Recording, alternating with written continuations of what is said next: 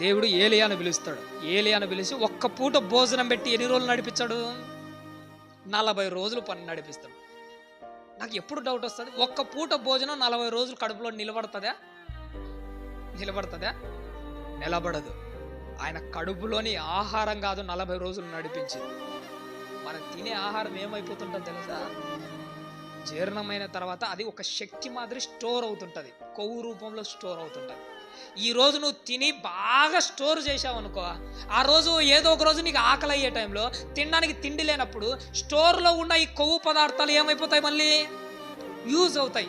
ఆ రోజు ఏలియా గారికి ఒక్క పూట భోజనం పెట్టి 40 రోజులు నడిపించాడంటే ఆయన తిన్న ఆహారం ఒక రోజు పని చేసి ఉంటాం.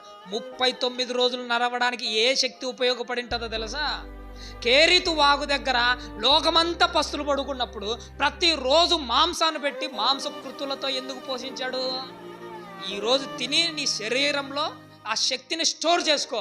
ఒకరోజు నీకు ఒక్క పూటే భోజనం పెట్టి 40 రోజులు నడిపిస్తా. ఈరోజు తిన్నదంతా రేపు ఖర్చు పెట్టు.